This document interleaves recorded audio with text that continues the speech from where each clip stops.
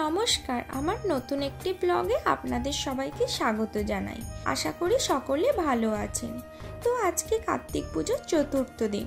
কার্তিক পুজোর ভিডিও কিন্তু আমি অলরেডি একটা আপলোড করে ফেলেছি, মানে পার্ট 1-এ কিছু কিছু ঠাকুর আপনাদেরকে দেখিয়েছি। এবার পার্ট 2, এই পার্টে আপনাদের সঙ্গে আরও কিছু ঠাকুর শেয়ার করব। তো চলুন দেখতে থাকুন এই ব্লগটা। আজকের ব্লগে প্রথমে আমরা যাচ্ছি নিমতলার কার্তিক দেখতে। ওই নিমতলা কার্তিক মন্দির ঢোকার আগেই ডান দিকে একটা ছোট্ট কার্তিক মন্দিরে ছোট্ট একটা ঠাকুর আছে। নিমতলার এই কার্তিক ঠাকুরটি প্রায় 200 বছরের পুরনো। এখানে একটি বড় নিম গাছ ছিল। এই নিম গাছের নিচে কার্তিক পুজো হতো। সেই থেকে জায়গাটার নাম হয়ে যায় নিমতলা, আর কার্তিক ঠাকুরটারও নাম হয়ে যায় নিমতলার কার্তিক। আর এই মন্দিরটি কয়েক বছর আগে নতুন করে পুনর্নির্মাণ করা হয়েছে। এবার আমরা চলে এলাম রুদ্রপাড়ার ঠাকুর দেখতে। আর এইখানটায় লিখেছে আই লাভ রুদ্রপাড়া, দেখে বেশ ভালোই লাগলো। এখন এটা খুব ট্রেন্ডিংয়ে চলছে। এই প্যান্ডেলটা রাস্তার একদম মাঝখানে, জায়গাটা খুবই ছোট, কিন্তু ছোটর মধ্যে খুব সুন্দর প্যান্ডেল করে এখানে প্রত্যেক বছর। আর এই যে ঠাকুরটা, আমি একটা জিনিস খেয়াল করেছি, প্রত্যেকটা কার্তিক ঠাকুরের ক্ষেত্রে সব ঠাকুরের যদিও বা থাকে না, ওই পেছনে যে ময়ূর পুচ্ছটা লাগিয়েছে ওটা কিন্তু ঠাকুরের সৌন্দর্যটাকে আরও বাড়িয়ে দেয়। সব ঠাকুরের কিন্তু এটা করে না। যাই হোক, বিভিন্ন ধরনের ঠাকুরের বিভিন্ন ধরনের করে। প্যান্ডেলটা দেখুন, কুলো, বেতের ঝুড়ি এসব দিয়ে প্যান্ডেলটা কিন্তু সাজিয়েছে, বেশ ভালো লাগছে। ওখানে ঠাকুর দেখে চলে এসেছে ঘুরুনি কার্তিক দেখতে। এই কার্তিককে ঘুরুনি কার্তিক বলার একটা কারণ আছে।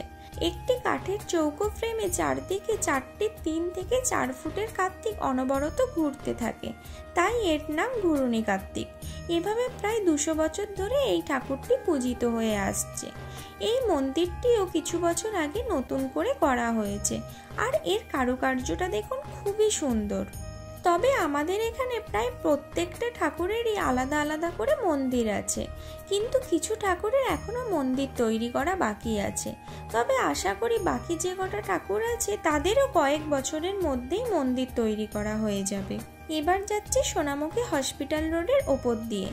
সামনেই দেখতে পাচ্ছেন যে লাইটিংটা করেছে, এটা শিশু কার্তিকের লাইটিং। তো এখান থেকেই শুরু হয়ে যাচ্ছে লাইটিং।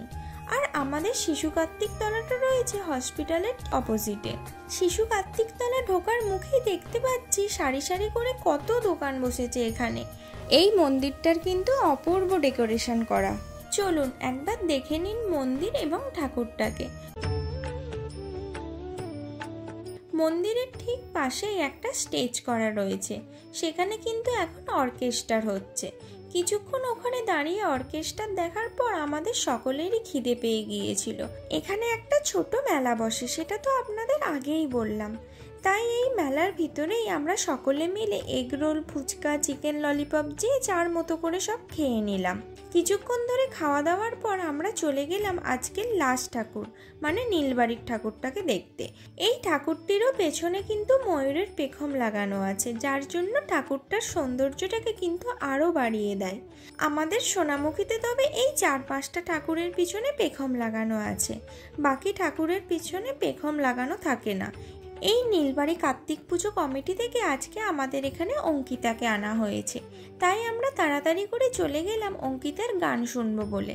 আমাদের এখানে বলরাম দাসের একটা আগ্রা আছে, তার পিছনে বড় মাঠটায় অঙ্কিতাকে আনা হয়েছে।